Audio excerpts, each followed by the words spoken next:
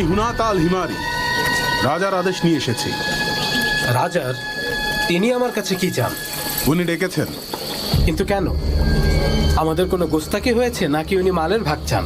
আমি কিভাবে বলবো, নিজেই গিয়ে জেনে নাও। রুকাইয়া আমাকে বলেছে আব্দুল্লাহ যখন কাবাঘর থেকে ফিরে এলো আমি চোখের সামনে নূর দেখতে পেয়েছিলাম, যার চুল হর্ষের মতো। তুমি কি জানো আমি কেন ডেকেছি? জি না, জানি না। তোমাদের একজন লোক আমার গির্জাকে অসম্মান করেছে, যা আমি কোনোভাবেই বরদাস্ত করব না। ওকে আমার চাই। তোমরা হলে কি এটা মেনে নিতে? রাজা বললেন, সর্বশেষ কে আসবেন? সাতিহ বললেন, একজন মহান নবী, যিনি হবেন সকল নবীর শ্রেষ্ঠ। রাজা বললেন, কোন গোত্র থেকে আসবেন তিনি? উত্তর, এমন একজন যিনি গালিবের, ফাহারের, মালিকের, নাধিরের, কিনানের পুত্র। তোমাদের মধ্যেই কেউ আব্দুল মুত্তালিব। এরপর রাজা শেখের কাছে গেলেন। তিনিও তাকে একই কথা বললেন। শেখ তাকে বললেন, ইয়াজানের রাজত্ব শেষ হয়ে যাবে। আল্লাহর রাসূল মানুষের হক আদায় করবেন। তার দয়ায় পুরো মানবজাতির মুক্তি হবে। আল্লাহর রাসূলই বিচারের দিন পর্যন্ত রাজা হয়ে থাকবেন। রাজা জিজ্ঞেস করলেন, বিচারের দিন মানে? শেখ বললেন, বিচারের দিন হল সেই দিন যেদিন সবাইকে মৃত্যুর পর জীবিত করা হবে এবং তার কর্মের জন্য প্রশ্নোত্তর করা হবে। তখন একটা ময়দানে সবাই সমবেত হবে। রাজা জিজ্ঞেস করলেন, আপনি সত্যি বলছেন? শেখ তাকে বললেন, আমার বলা প্রত্যেকটা কথাই সত্য। এটাই আল্লাহ তাআলার ইচ্ছা, এবং এসব তার কথা যিনি এই আসমান এবং জমিন সৃষ্টি করেছেন। তার মানে রাজার স্বপ্ন বাস্তব হবে। ইথিওপিয়ানদের সময় শেষ হতে চলেছে। ইয়েমেনেও কি সবাই এই ব্যাপারে কথা বলছে? সবাই এ ব্যাপারে অবহিত। মক্কার সবাই এ ব্যাপারে কথা বলছে। এখন ঘরে ঘরে এ কথা ছড়িয়ে গেছে। এমনকি এ খবর রাজা নাসারের কাছেও চলে গেছে, এবং তিনি তার পরিবারকে বলেছেন ইরাকে চলে যেতে। উনি পার্সিয়ান রাজাকে একটা চিঠিও লিখেছেন। তারা আলহিরাতে চলে গেছেন এবং এখন ওখানেই রাজত্ব করছেন। তুমি আমার কাছে কি বলতে এসেছো সেটা বলো। ঠিক আছে মক্কা প্রধান, অনেকদিন পর আমি আবার এই পথে বাণিজ্যের উদ্দেশ্যে বের হয়েছি। আমার খবরটা হয়তো তোমাকে খুশি করতে পারিনি, বলতেই চাচ্ছিলাম না, তবুও ভাবছিলাম একবার তোমাকে বলি। চিন্তা না করে বলে ফেলো। আমি আব্দুল মুত্তালিব, যাকে মানুষ অনেক বিশ্বাস করে, এবং আমি আমার মানুষদের বিশ্বাস কখনো ভাঙব না। আব্রাহা। আব্রাহার কি হয়েছে? একটু শুনবেন এদিকে? তুমি বসো, আমি এক্ষুনি আসছি। হারিসের আব্বা শুনছেন? কি হয়েছে আলা? আমি বন্ধুর সাথে কথা বলছি। রুকাইয়ার ব্যাপারে কথা বলতে এসেছিলাম। কথা হয়েছে ওর সাথে? হ্যাঁ, কথা হয়েছে। কি বলেছে তোমাকে? সে বলল তার ভাই ওয়ারাকা। ওয়ারাকা খুব ধর্মভীরু, আমি তাকে চিনি। কি বলেছে সে? রুকাইয়া বলল সে আব্দুল্লাহকে বিয়ে করতে চায়, কারণ আব্দুল্লাহর কপালে সে একটা নূর দেখতে পেয়েছিল। তার ভাই নাকি তাকে বলেছেন একজন নবী আসছেন, সমগ্র জাতির জন্য এক নবী আসছেন, খুব বেশি দেরি নেই। তাই রুকাইয়া আব্দুল্লাহকে স্বামী হিসেবে চাইছে। কিন্তু আব্দুল্লাহ আমিনাকে বিয়ের পর যখন আবার রুকাইয়াকে বিয়ে করতে চাইল, রুকাইয়া তার এ প্রস্তাবে রাজি হয়নি। এটাকে গোপনই রাখো। আব্দুল্লাহ এখন বাণিজ্যের কাজে সিরিয়াতে গেছে। এমনিতেই অনেক কষ্ট করছে ও। আমিনার কি খবর? আমার মনে হয় সময় কাছে চলে এসেছে হারিসের আব্বা। তুমি জোহরা আর হাসিম গোত্রের কাউকে খুঁজতে লোক পাঠাও। আর আমিনাকে এখন একদম একা রাখা যাবে না। সব সময় ওর সাথে কারো থাকতে হবে। বারাকাকে পাঠিয়ে দাও। বারাকা অনেক ছোট, ও ওখানে কি করবে? কিছুই করতে হবে না, এই মুহূর্তে শুধু আমিনার সাথে একজন থাকা দরকার। এই বারাকা, বারাকা, তুমি আব্দুল্লাহ আর আমিনার বাড়িতে গিয়ে থাকো। আব্দুল্লাহ আর আমিনাকে আমি খুব ভালোবাসি, আমি অবশ্যই যাব। বারাকা, আমি আব্দুল্লাহকে উপহার হিসেবে তোমাকে পাঠাচ্ছি।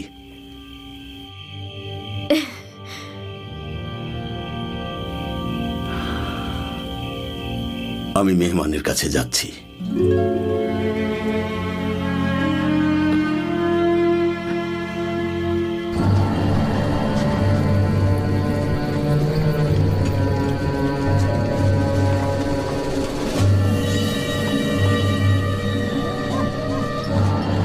আমার মনে হয় না আব্রাহা আমাদেরকে শান্তিতে থাকতে দেবে। ওর আচরণ আমার সন্দেহজনক মনে হচ্ছে। কি চায় ও? ও কি মক্কায় কোনো দুঃসংবাদ নিয়ে আসবে?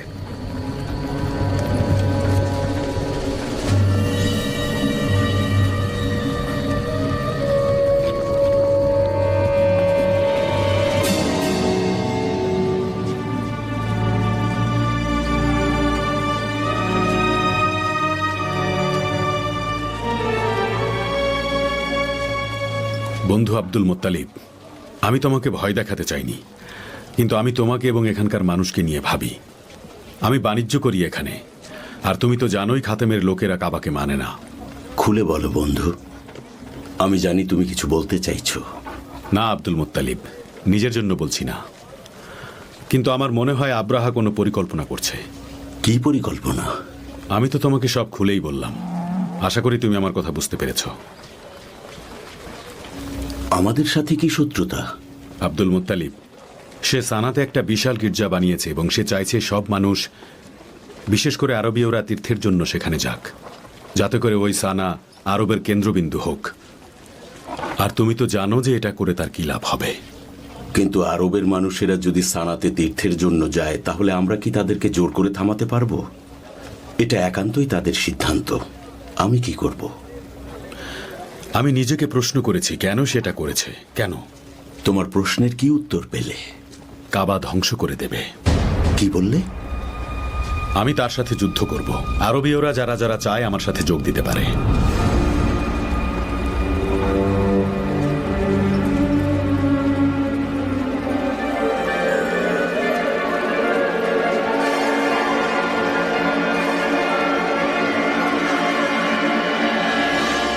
যুদ্ধের জন্য সৈন্যদের প্রস্তুত করো। মক্কাকে ধ্বংস করার জন্য এগোতে তোমাদের ঠিক কতদিন সময় লাগবে? কয়েক সপ্তাহ লাগবে। আমাকে আরেকটা কথা বলো তো দেখি, মক্কা থেকে ইয়েমেনে যেতে ঠিক কতটা সময় লাগে? প্রায় 1 মাস, এর বেশি লাগবে না। আরবীয়দের মধ্যে কার এত সাহস আছে যে আমাদের মোকাবেলা করতে আসবে? আরবীয়দের মধ্যে কারো সাহস নেই আপনার সামনে এসে দাঁড়ানোর বা আপনার মোকাবেলা করার। তাহলে আমি ওদের ওই পবিত্র কাবা ঘরকে একেবারে ধুলোয় মিশিয়ে দেব, তারপর ওদের ওখানে রাজত্ব করব। আপনি এটা করতে পারলে আরব আমাদের হাতে চলে আসবে। একবার যদি আরব আমার হাতে চলে আসে, তাহলে আমার উদ্দেশ্য সফল। আমরা আমাদের সীমানা সিরিয়া পর্যন্ত বাড়িয়ে দেব। এটাই আমাদের একমাত্র উদ্দেশ্য। যেভাবেই হোক আমাদেরকে এটা করতেই হবে। আরবের ওই মূর্তিগুলো, শুধুমাত্র যেগুলোর কারণে আরবের সবাই ওখানে তীর্থ করতে যায়, সেগুলো আমাদের ধ্বংস করতে হবে। আপনি জানেন হুজুর, ওদের মূর্তিতে শ্যাওলা পড়েছে। পবিত্র মূর্তিতে শ্যাওলা? ঠিক শুনেছেন হুজুর, ঠিক। আরবীয়রা যখন খেতে পায় না, ওগুলো চেটে খায়। সেটা আবার ওদের কাছে পবিত্র? একবার ভেবে দেখা, ওদের বিশ্বাস আর পবিত্র ঘর কতটা ঠুনকো। জাহাপনা, আপনারা তো বলছেন ওদের মূর্তি পুরাতন হয়ে গেছে, কিন্তু ওদেরকে জিজ্ঞেস করলে বলে এই ঘর আল্লাহর হুকুমে তৈরি হয়েছে, তাই এটা পবিত্র ঘর। তারা আরো বলে তাদের এই পবিত্র ঘর আল্লাহর নবী ইব্রাহিম তার নির্দেশে তৈরি করেছেন, আর সেজন্যই এটা পবিত্র ঘর, এবং তারা সেখানে কোরবানি করে। ওটা নাকি পবিত্র জায়গা। পবিত্র জায়গা? কিভাবে? কারণ সেখানে আল্লাহ তাআলার বিশেষ রহমত আছে। খুন খারাপি নেই, অরাজকতা নেই, না কোনো পাপ আছে, না কোনো যুদ্ধ। তারা তো বলে একবার একজন মহিলা এবং পুরুষ পাপ কাজ করেছিল, আল্লাহ নাকি তাদেরকে পাথর বানিয়ে দিয়েছেন। তাদের নাম হলো ইসাফ আর নাইলা। ও কি বলছে এসব আসওয়াদ? ওই দুটো মূর্তির সবাই আরাধনা করে ওখানে। শুধুমাত্র আরবীয়রা ছাড়া আর কেউ পাথরের পূজা করে না। রোমান সাম্রাজ্যের সবাই তো খ্রিস্টান ধর্মের, যে ধর্ম খুব দ্রুত ছড়িয়ে যাচ্ছে, এবং কেউ এই খ্রিস্টান ধর্মের পথে কাটা হয়ে আসতে পারবে না। শুধু ওই কাবাই এখন একমাত্র বাধা। এটার জন্য খ্রিস্টান আরব দেয়াল তৈরি হবে। পার্সিয়ান রাজত্বের মধ্যে কিসরা, আনু এবং সারওয়ানের ঠিক মুখের উপরে আমাদের সময় চলে এসেছে। তৈরি হও, সবাইকে যুদ্ধের জন্য প্রস্তুত করো।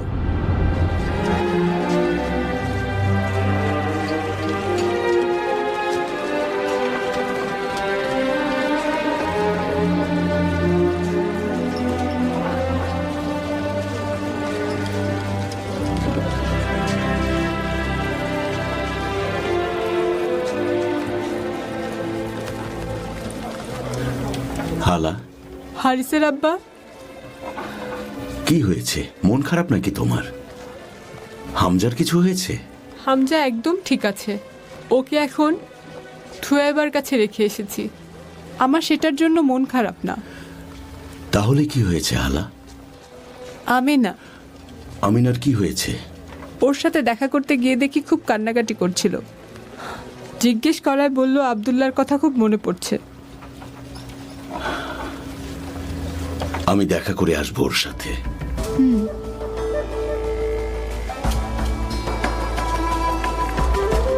হামজা,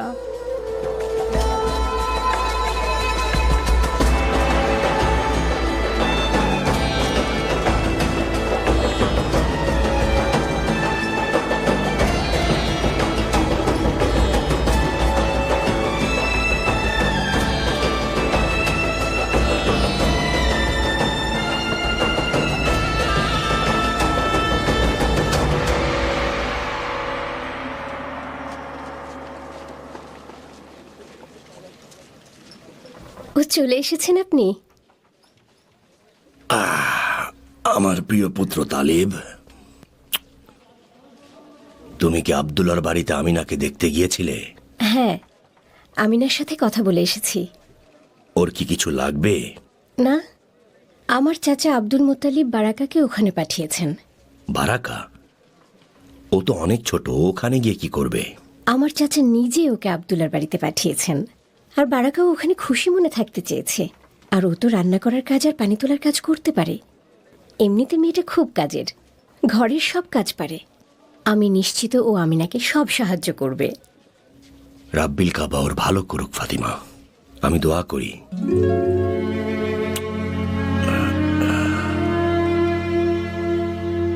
আমি তোমার সাথে একমত না ইবনে জাদান, তবুও বলো তুমি কি বলতে চাও। শোনো আবু তালিব, শোনো কুরাইশের লোকেরা, এই যে পবিত্র ঘর, যেহেতু আমরা এতদিন ধরে পবিত্র ঘরকে রক্ষা করে আসছি, তাই সামনেও রক্ষা করার দায়িত্ব আমাদের। আমাদের নিজেদেরকে নিয়ে ভাবতে হবে, আমাদের আত্মীয় স্বজনের কথা ভাবতে হবে।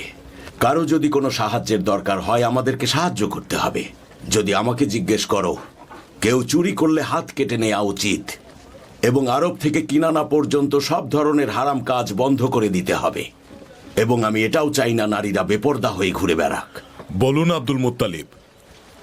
হে মক্কা প্রধান, এজন্যই তো আপনাকে সবাই এত পছন্দ করে। আমি হাশেমের পুত্র আব্দুল মুত্তালিব বলছি। কুরাইশ বংশের কোনো কন্যা সন্তানকে আর জীবিত অবস্থায় কখনো মাটি চাপা দেয়া যাবে না। আল্লাহ বলেছেন, পুত্র সন্তানের চেয়ে কন্যা সন্তানদেরকে আমাদের বেশি ভালোবাসতে হবে। পুত্র অপেক্ষা কন্যা আমাদের কাছে বেশি ভালোবাসার। আর কোনো কন্যা সন্তানকে জীবিত কবর দেয়া হবে না। কন্যারা বড় হয়ে আমাদের ঘর সংসার সামলান, তারা সন্তান প্রসব করেন, ঘরবাড়ি সামলান, আহার তৈরি করেন। কিভাবে তাদের জীবিত পুঁতে ফেলবে? আর যখন যখন তোমরা বৃদ্ধ হয়ে যাবে, তখন একমাত্র কন্যা ছাড়া তোমাদের আর কেউ দেখবে না।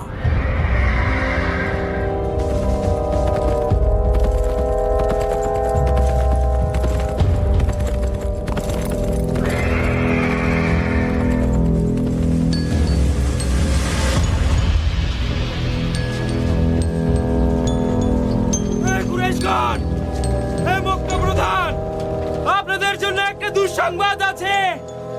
হে কুরাইশগণ, হে মক্কা প্রধান, একটা খারাপ খবর আছে। হে কুরাইশগণ, আপনার জন্য দুঃসংবাদ আছে। আপনার ভাই আব্দুল্লাহ আর নেই।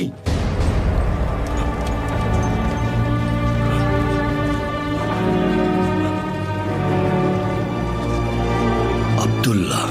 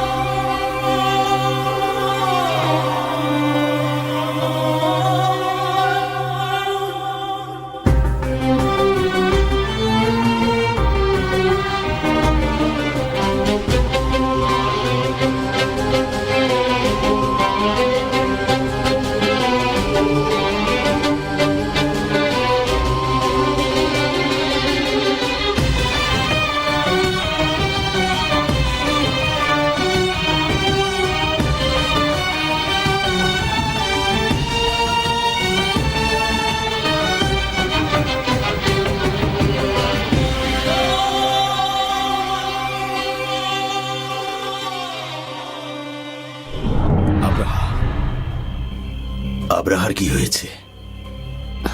একটু শুনবেন এদিকে। আমার মনে হয় না আব্রাহা আমাদেরকে শান্তিতে থাকতে দেবে। ওর আচরণ আমার সন্দেহজনক মনে হচ্ছে। কি চায় ও? ও কি মক্কায় কোনো দুঃসংবাদ নিয়ে আসবে? কিন্তু আমার মনে হয় আব্রাহা কোনো পরিকল্পনা করছে। কি পরিকল্পনা? আমি তো তোমাকে সব খুলেই বললাম। আশা করি তুমি আমার কথা বুঝতে পেরেছো। এটার জন্য খ্রিস্টান আরব দেয়াল তৈরি হবে। পার্সিয়ান রাজত্বের মধ্যে কিসরা, আনু এবং সারওয়ানের ঠিক মুখের উপরে আমাদের সময় চলে এসেছে। তৈরি হও, সবাইকে যুদ্ধের জন্য প্রস্তুত করো। হে কুরাইশগণ, হে মক্কা প্রধান, একটা খারাপ খবর আছে। হে কুরাইশগণ, আপনার জন্য দুঃসংবাদ আছে। আপনার ভাই আব্দুল্লাহ আর নেই।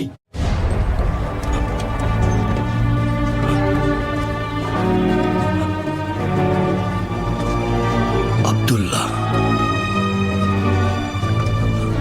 আব্দুল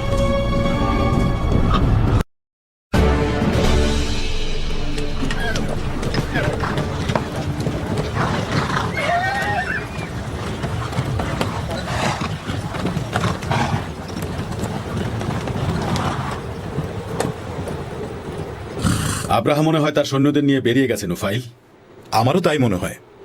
অনেক বড় সৈন্যবহর নিয়ে আসছে সে। সে মক্কার দিকে এগোচ্ছে পবিত্র ঘরকে ধ্বংস করে দিতে।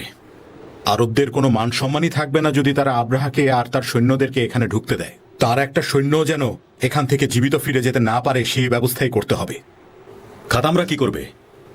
আমরা খাতামরা তার উপর হামলা করব। রাজা আব্রাহাকে একেবারে ধুলোর সাথে মিশিয়ে দেব আমরা। আমি যতদূর জানি আরবদের মধ্যে খাতামরা কোনো বেআইনি কাজ করবে না। তুমি ঠিকই বলেছ নাফার। কেউ পবিত্র ঘর ধ্বংস করতে চাইছে, এটা আমরা কখনোই মেনে নেব না। কখনো না, কোনোভাবেই না। ওরা কুরাইশের সাথেই আছে এবং পবিত্র ঘরকে রক্ষা করবে। মনে হয় না আব্রাহা এখানে এসে বেশি কিছু করতে পারবে। আর আমার মনে হয় না আরবীয়রা আব্রাহাকে এভাবে সফল হতে দেবে। আরবীয়রা যদি একজোট হয়ে থাকে তাহলে লড়াই করতে পারবে। তুমি যা বলছো তা কি তুমি নিশ্চিত হয়ে বলছো? পুরোপুরি নিশ্চিত না, কিন্তু আমার মন এটাই বলছে। পবিত্র ঘরের জন্য ওরা জীবন দিয়ে দেবে। আরবীয়দের মধ্যে কেউ কি আব্রাহার সাথে হাত মেলাতে পারে? সে ধ্বংস হয়ে যাবে, তাকে আরবীয়রা ছাড়বে না। নাজরানের আল হারিস বংশে এমন কিছু লোক আছে, তারা বেইমানি করলেও করতে পারে। নিজেদের স্বার্থের জন্য এটা করতে পারে। কিন্তু তুমি তো মক্কা প্রধানকে ভালো করেই চেনো। যে মুহূর্তে আব্রাহার সৈন্যরা মক্কায় ঢুকবে তখনই মক্কা প্রধান না, নিশ্চয়ই ও ভেঙে পড়েছে। ওর কষ্ট আমরা অনুমানও করতে পারছি না। ওর অনাগত সন্তানের জন্য এটা দুঃসংবাদ। ওর দিকে খেয়াল রাখতে হবে। ওকে একদম একা ছাড়া যাবে না। আমি আগে থেকেই সে ব্যবস্থা করে রেখেছি। ওর অবস্থাটা আমি বুঝতে পারছি। লাকা সালাম মক্কা প্রধান। লাকাস সালাম। এসো বসো আসাদ, বসো। আমি এখানে বসতে আসিনি আব্দুল মুত্তালিব। একটা খারাপ খবর আছে, কিভাবে বলবো বুঝতে পারছি না। আমার ছেলে আব্দুল্লাহর মৃত্যুর চেয়েও ভয়ঙ্কর কোনো খবর সেটা? বলুন না চাচা, কি খবর? ইথিওপিয়ানরা আব্দুল মুত্তালিব কি করেছে? জলদি বলো। ওরা এদিকে এগিয়ে আসছে। আব্রাহা তার বিশাল সৈন্যবহর নিয়ে আসছে পবিত্র কাবাকে ধ্বংস করে দিতে। হিমিয়ার থেকে একটা খবর এসেছে। নাফার বলছি মক্কা প্রধান হাসিম পুত্রকে। আব্রাহা তার সৈন্যবহর নিয়ে খুব দ্রুত মক্কার দিকে এগিয়ে যাচ্ছে। সাথে হস্তি বাহিনী আছে, আর পবিত্র কাবাকে তারা চিরদিনের মতো ধ্বংস করে দিতে চায়।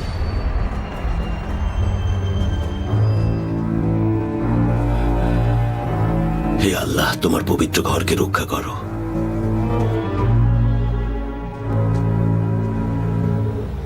সবাই শুনুন আমার কথা। আব্রাহা আর তার সৈন্যবাহর মক্কা ধ্বংস করতে এগিয়ে চলেছে। বিশাল সৈন্যবাহর তার।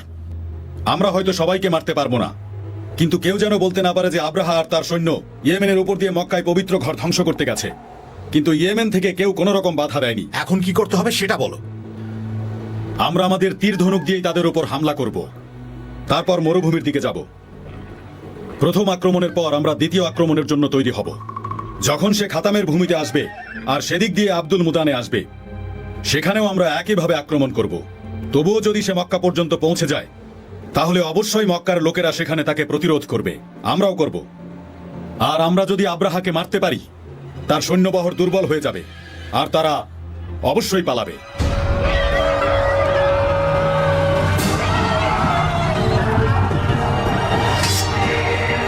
একজনও যেন পালাতে না পারে। আক্রমণ, আক্রমণ! মাকসুদেরা কারা বলো তো? আমার এত বড় সৈন্যবহরের সামনে এসে দাঁড়ানোর এত সাহস কার? আমি জানি না এরা কারা, কিন্তু আমার মনে হচ্ছে এরা হিমায়রির জনগণ। একজনের নেতৃত্বে তারা এসব করছে। তারা আক্রমণ করছে কারণ ভেবেছে আমরা ভয় পেয়ে এখান থেকে ফিরে যাব। ওরা স্বপ্ন দেখছে। পৃথিবীর কেউ আমাকে এই যুদ্ধে থামাতে পারবে না। আমি ওদের ওই কাবাঘর ধ্বংস করবই। তুমি আমার কথা শোনো আসওয়াদ, আমি একজন যোদ্ধা। এসব ছোটখাটো হুমকিতে ভয় পাওয়া আমার স্বভাব না। ওদেরকে যুদ্ধ করতে দাও।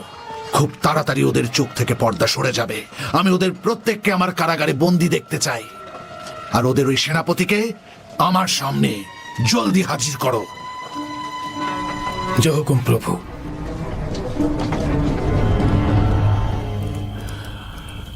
আসুন কুরাইশের গণ্যমান্য ব্যক্তিরা, আমি আজ আপনাদের এখানে ডেকেছি কারণ নিশ্চয়ই আপনারা খবরটা পেয়েছেন।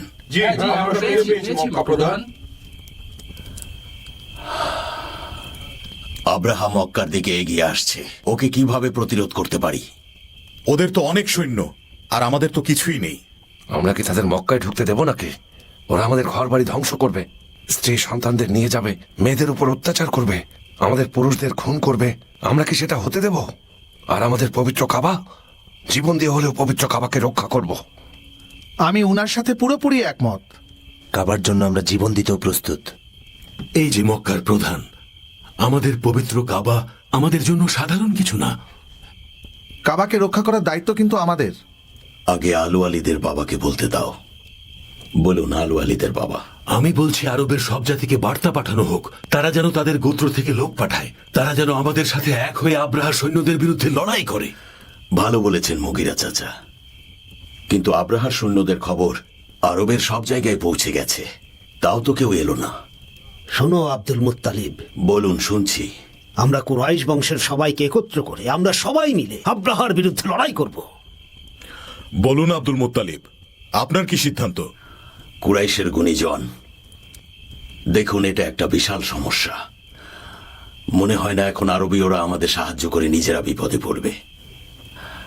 এখন তাদের সাহায্য চেয়ে কোনো লাভ হবে না। যদি কিছু আরবীয়রা পথে আব্রাহার উপরে আক্রমণ করে, তাতেও আমার মনে হয় না খুব একটা লাভ হবে। বিশাল সৈন্যবহর নিয়ে আসছে। এখন শুধুমাত্র আমরা আল্লাহর কাছেই সাহায্য চাইতে পারি। না, শেষ পর্যন্ত আমরা আব্রাহার বিরুদ্ধে লড়াই করব। বাড়ি ফিরে যান আর আল্লাহর কাছে দোয়া করুন আব্রাহার সৈন্যবহর যেন এখানে পৌঁছানোর আগেই ধ্বংস হয়ে যায়। ইয়া রাব্বুল কাবা, তুমি আমাদেরকে রক্ষা করো। তুমি তোমার পবিত্র কাবাকে রক্ষা করো।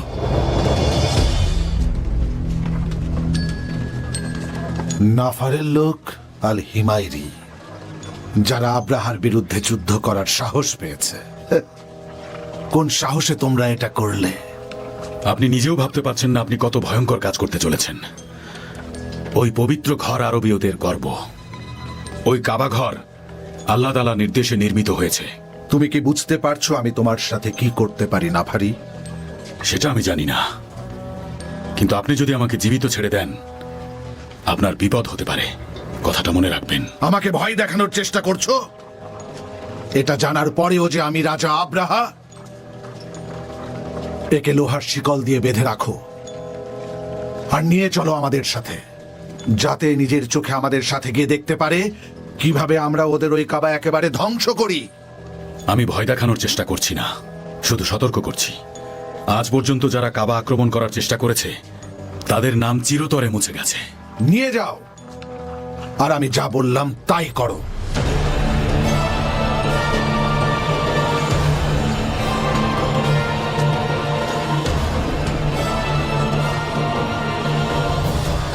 কোথায় যাচ্ছ? কি হয়েছে তাড়াতাড়ি বলুন। বলো কোথায় যাচ্ছ? কোথায় যাচ্ছেন আপনারা? আপনারা আসার আগে আমরা এখান থেকে পালিয়ে যাচ্ছি। কি হয়েছে? কোথায় পালাচ্ছ? হে কাবার রব, আমাদের এখন কি করা উচিত?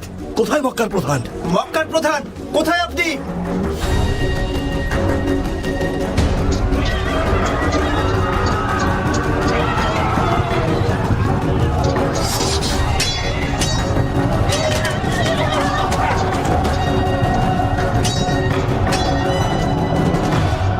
সাবধান করে দিচ্ছি নুফাইল, তোমার লোকদের তলোয়ার ফেলে দিতে বলো, না হলে বেঁচে ফিরবে না কিন্তু।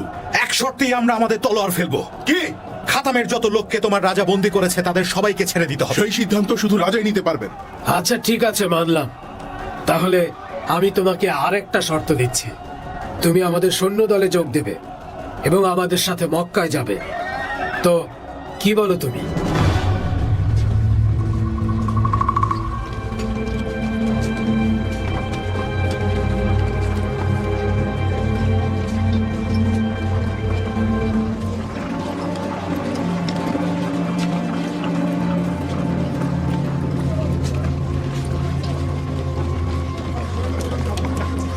কুরাইশের জ্ঞানী গুণীজন, এ কেমন সংকট এসে পড়ল আমাদের উপর।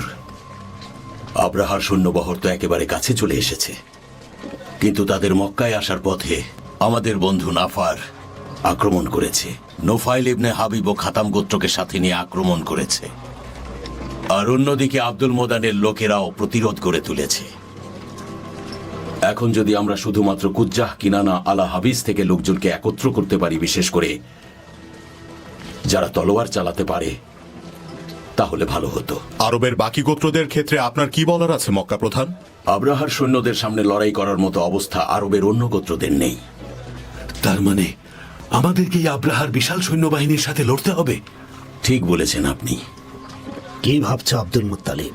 বলো, মক্কার মানুষ তোমার বিরুদ্ধে যাবে না। ওয়ারাকা, তুমি তো অনেক বিষয় জানো, তুমি কিছু বলো আমাদের। জি মক্কা প্রধান, কুরাইশ গোত্র যদি প্রস্তুত থাকে আব্রাহার বিরুদ্ধে লড়তে দিন। আমার মনে হয় না আব্রাহা আপনাকে কিছু করবে। তার একটাই মাত্র উদ্দেশ্য, তা হলো পবিত্র কাবা ঘরকে ধ্বংস করা। সে ভাবছে যদি কোনোভাবে কাবা ঘরকে ধ্বংস করে ফেলা যায়, তাহলে সব তীর্থযাত্রীরা গিয়ে তার গির্জায় তীর্থ করতে শুরু করবে। কেন সে পবিত্র কাবাকে ধ্বংস করতে চাইছে? ইয়েমেনের মানুষ নিশ্চয়ই তাকে সতর্ক করেছে, নিশ্চয়ই তাকে বলেছে কাবা আমাদের কাছে কতটা পবিত্র, কাবা আমাদের কাছে কতটা পবিত্র। এখানে কেউ কখনো আক্রমণ করতে পারে না, কেউ যদি সাহস করে আল্লাহ তাকে ধ্বংস করে দেবে। আমার মনে হয় খবর তার কান পর্যন্ত পৌঁছে গেছে, কিন্তু তাকে আরেকজন বুদ্ধি দিচ্ছে। মাকসুদের পুত্র আল আসওয়াদ, সেও নাজরান গোত্রের লোক, আর রোম এই মুহূর্তে তাদের পাশে গিয়ে দাঁড়িয়েছে, কারণ তারা হিজাজ দখল করতে চায়। হিজাজ রোমের সীমানার একদম কাছে। তারা তাদের সীমানা বাড়াতে চাইছে, আদান এবং আভিয়ান থেকে তিহামা, হিজাজ এবং সিরিয়া পর্যন্ত। তাদের সামনে শুধুমাত্র একটাই বাধা, সেটা হলো আমাদের পবিত্র কাবা ঘর। তুমি এত কিছু কিভাবে জানলে? কুরাইশের জ্ঞানী গুণীজন, আপনারা জানেন আমি একজন বণিক। বিভিন্ন জায়গায় আমাকে বাণিজ্য করতে যেতে হয়, নানান দেশের মানুষের সাথে আমার কথা হয়। আব্রাহা হিজাজের লোকদের উপর জোর খাটাচ্ছে, তাদেরকে খ্রিস্টান বানাতে চাইছে। তার মানে কাবা ঘর তো ধ্বংস করবেই। ঠিক বলেছ ওয়ারাকা, আব্রাহা বিশাল বড় পরিকল্পনা নিয়ে এসেছে। পার্সিয়ানদের মুখোমুখি হয়ে তার সাম্রাজ্য আদান সমুদ্র থেকে সিরিয়া পর্যন্ত বিস্তার করতে চায়। এর ফলে রোমানরা ভারত মহাসাগরে পৌঁছে আরবদের সাথে মৈত্রী চুক্তি করবে। এই কারণে সেই ভূমিতে একটা নিরাপদ বাণিজ্যের জন্য যোগাযোগ ব্যবস্থা গড়ে তুলতে পারবে। এই পরিকল্পনা সফল হবে না যদি আরবদের জোর করে খ্রিস্টান না বানানো যায়, আর আমাদের পবিত্র কাবা ধ্বংস না করা হয়। কাবা ঘরকে কাবাকে কিভাবে ধ্বংস হতে দেব? যেভাবেই হোক আমাদের পবিত্র ঘরকে বাঁচাতেই হবে। আমাদের সবাইকে যে কোনো কিছুর জন্য প্রস্তুত থাকতে হবে। আশা করছি রাব্বুল আলামিন আমাদেরকে অবশ্যই একটা পথ দেখাবেন। আমি বলছি এই সিদ্ধান্ত আমরা তোমার উপরেই ছাড়ি। তুমি মক্কার প্রধান, তুমিই তো আমাদের নেতা। আরবের সবাই তোমাকে সম্মান করে, এবং আমার বিশ্বাস আব্রাহাও এই কথা জানে। আমার মনে হয় আব্রাহার সৈন্যবহর এই মক্কায় পৌঁছে যাবার আগেই তুমি নিশ্চয়ই একটা পথ খুঁজে পাবে। কুরাইশের জ্ঞানী গুণীজন, আমার মনে হয় রাব্বুল আলামিন কিছুতেই আব্রাহাকে এই কাবা ঘর ধ্বংস করতে দেবেন না। সবাই যান, আপনারা সবাই পবিত্র কাবা ঘরে যান আর আল্লাহর কাছে দোয়া করুন, তিনিই সাহায্য করবেন। আমি দেখছি আব্রাহার সাথে যোগাযোগ করার কোনো ব্যবস্থা করা যায় কিনা। ইয়া রাব্বুল কাবাকে তুমি রক্ষা করো, ইয়া রাব্বুল কাবাকে মক্কাকে রক্ষা করো। হে প্রভু হুবাল, সাহায্য করো প্রভু হুবাল।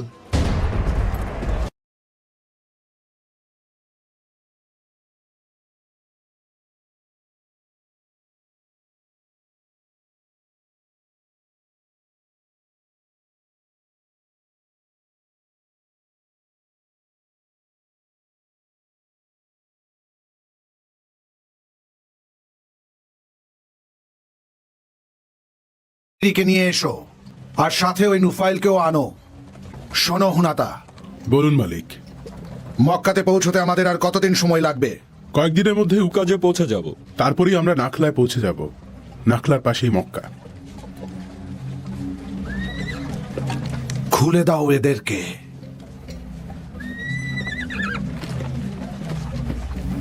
কেন ধরে এনেছেন? কি চান আপনি আমার কাছে? আমাকে বলো তো হিমায়রি, ওই পবিত্র ঘরের অনুসারীদের নিয়ে কি যেন বলছিলে আমাকে তুমি? তাদের ব্যাপারে আমি জানতে চাই। তারা ব্যবসা বাণিজ্য করে, যুদ্ধ করে না। তাদের ওই ভূমি পবিত্র। তাদের ভূমিতে তলোয়ারের ঝংকার নেই। ওখানে কোনো যুদ্ধ হয় না, সেখানে কোনো মারামারি হয় না। শুধুমাত্র নির্বোধরাই ওখানে যুদ্ধ করতে যায়। আর তাছাড়া অনেকদিন ধরেই আরবের উপর অনেকের নজর আছে। আর সমগ্র আরবের মধ্যে ওই জায়গাটি একটি বিশেষ জায়গা। ওখানে সবাই হজ করতে যায়। ওখানকার পুরুষেরা এবং নারীরা পাপ মুক্ত। কুরাইশ বংশের নারীকে কেউ কখনো বন্দী করতে পারে না। এক কথায় বললে পুরো আরবের মধ্যে ওরা সম্মানিত, কারণ পবিত্র কাবার দায়িত্ব ওদের। এটা কি সত্য নাকি হিমায়রি? আরবীয়রা ভাবে পৃথিবীর কোনো রাজাই কাবাকে আক্রমণ করে কখনো ধ্বংস করতে পারবে না, এমনকি আমিও না। আপনি ঠিকই শুনেছেন, এবং এর প্রমাণও আছে। লোহাই পুত্র আম্র, সে সিরিয়া থেকে মূর্তি এনে কাবার ভেতরে রেখেছিল। তার মধ্যে হুবাল নামে একটি মূর্তিও ছিল। সে কাবার ভেতর মূর্তিটা রাখল এবং ধ্যান করতে শুরু করল। অনেকে বলে ইব্রাহিমের ধর্মের সাথে এর কোনো সম্পর্ক নেই। এই কথা সবাই জানার পর জুরহুম নামে তার পুরো গোত্রকে মক্কা থেকে বের করে দেয়া হয়। আরবীয়দের আরেকটা কাহিনী আছে। আসাদ আবু কারিব নামে এক রাজা, যে কাবাকে ধ্বংস করতে চেয়েছিল, আল্লাহ নিজে তাকে থামিয়েছেন। আর তার সাথে খুব অদ্ভুত ঘটনা ঘটে।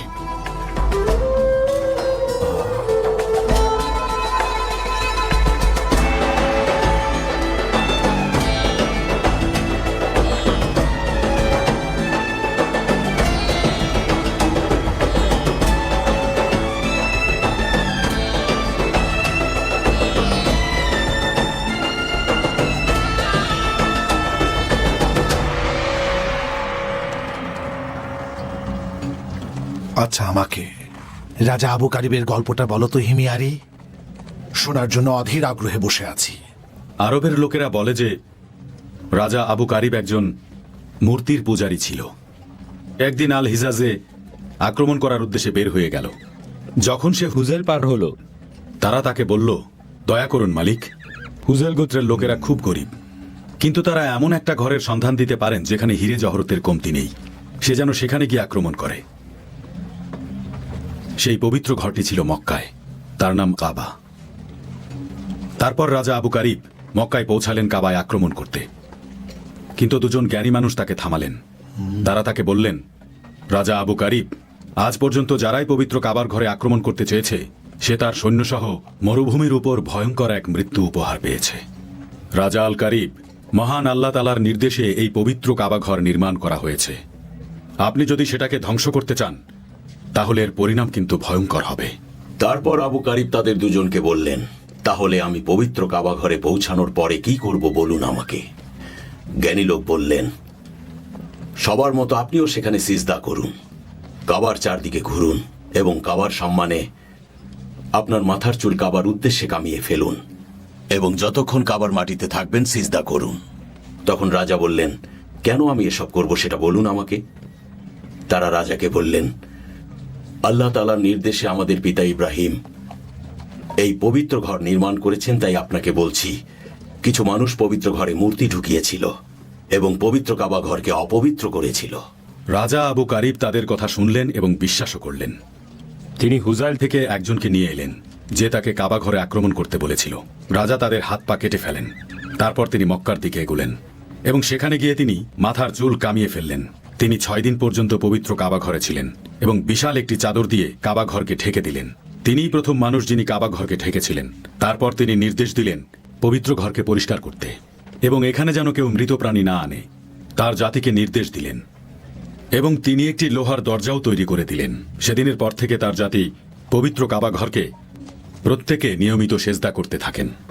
তিনি তার গোত্রকে আরও বললেন যে এই কাবার মাটি পবিত্র, সেখানে যেন কখনো কোনো নারীর প্রতি অত্যাচার করা না হয়, নাবালক শিশুকে অত্যাচার করা না হয়।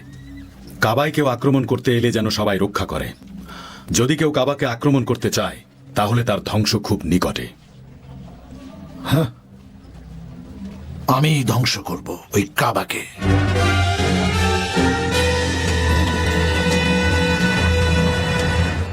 আমি খুব তাড়াতাড়ি এর শেষ দেখতে পাচ্ছি।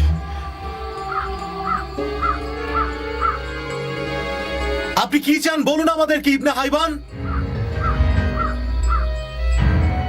উনি সিরিয়া থেকে এসেছেন। উনি একজন বিশিষ্ট ব্যক্তি। উনি যদি পানি চেয়ে হাত তোলেন, অঝরে বৃষ্টি হয়। ও জিউসের অনুসারী, হে কুরাইশ, আন্নাদির আর কোয়াইনুকার বংশধর, যখন আমি সিরিয়া থেকে তোমাদের মাঝে এসেছিলাম তখন কিভাবে ছিলাম বলো? আপনি সবসময় সৎ ছিলেন। আপনার প্রার্থনাতেই এই শুকনো মরুভূমিতে বৃষ্টি হতো। আমার কাছে প্রকাশে না, আমি তোমাদের সামনে এই জন্যই এখন কথা বলছি, কারণ আমি জানি খুব শীঘ্রই আমার মৃত্যু হতে চলেছে। কি মনে হয় তোমাদের কেন আমি সিরিয়া ছেড়ে তোমাদের মাঝে এসেছি, যেখানে সারা বার খাবারের লহর বইত? সে আরামের জায়গা ছেড়ে আমি ইয়াত্রিবের এই শুকনো মরুভূমিতে কেন পড়ে আছি? সেটা আপনিই ভালো জানবেন ইবনে হাইবান। ঠিক আছে, মন দিয়ে শোনো। আমি এখানে এসেছিলাম এক নবীর আগমনের কথা শুনে। তার আগমনের সময় সন্নিকটে তিনি ইয়াত্রিবে এসে থাকবেন। আমি জানি তিনি সৃষ্টিকর্তার নির্দেশিত পথ আমাকে দেখাতে পারেন, যে পথ আমি এতদিন ধরে সন্ধান করে এসেছি। তার আগমনের সময় কাছাকাছি, আর সর্বপ্রথম ইহুদিরাই তার খোঁজ পাবে। আমি তোমাদের সতর্ক করছি। জি, আমরা অপেক্ষায় থাকব। সৃষ্টিকর্তা সাক্ষী, তোমাদের কাছে বার্তা পৌঁছে দিলাম।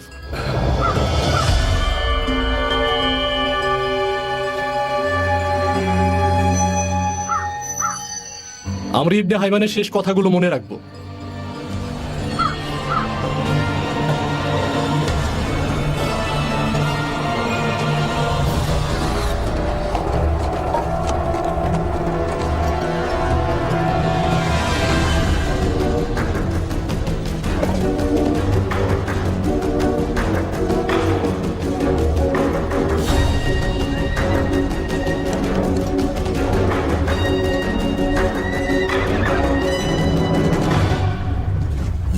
প্রভু, একটা কথা বলো আসওয়াদ।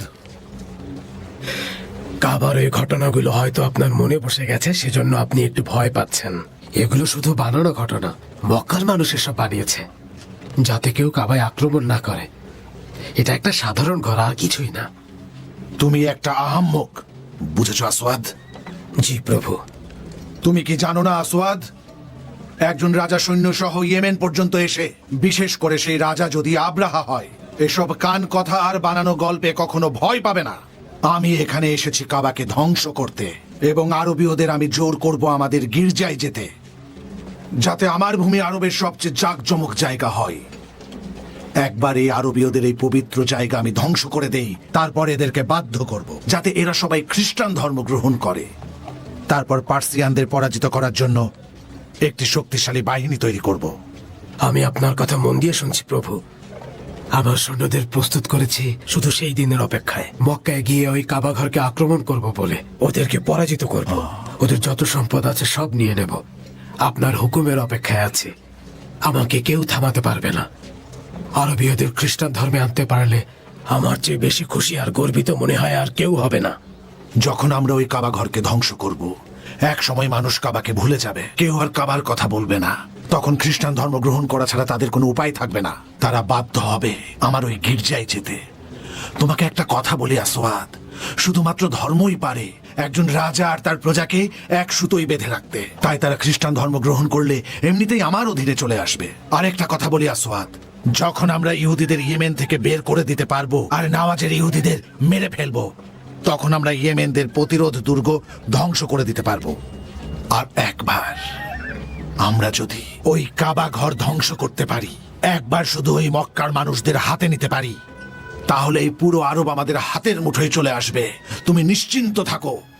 আমি এত বড় সৈন্যবহর নিয়ে এসেছি ভয় পেয়ে ফিরে যাওয়ার জন্য নয়। আমি জিতবই আসওয়াদ, এটাই আমার সিদ্ধান্ত। পৃথিবীর কেউ আমাকে আমার উদ্দেশ্য থেকে সরাতে পারবে না। অনেক বড় পরিকল্পনা করে এসেছি আমি খ্রিস্টান ধর্মের জন্য, আমার জাতি আর গোত্রের জন্য। আমি খ্রিস্টান ধর্মের জন্যই এত কিছু করেছি।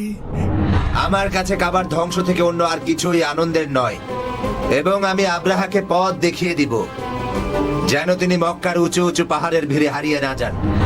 যদি আপনারা তার সাথে যুদ্ধ করতে চান তাহলে আমাদের শেষ অব্দি একসাথে চেষ্টা করে যেতে হবে। কাবা রক্ষার্থে আমাদের শেষ নিঃশ্বাস অব্দি লড়াই করে যেতে হবে। আমাদের ঈশ্বর তো ভিন্ন, আর তার ঘর আলাদা। কুরাইশদের রয়েছে কাবা ঘর, আর আপনি কাবা ধ্বংস করতে এসেছেন। সেই কাবা ঘর এখানে নয়, কুরাইশদের সেই কাবা ঘর রয়েছে মক্কায়। তুমি এভাবে কাজ করলে পুরস্কৃত হবে। মহামান্য বাদশা, আমি আপনাকে বলবো দ্রুত করতে। সূর্য শক্তিশালী হয়ে যাবার পূর্বেই যা করার করতে হবে। যদি মক্কা সুরক্ষিত থাকে তাহলে তারাও সুরক্ষিত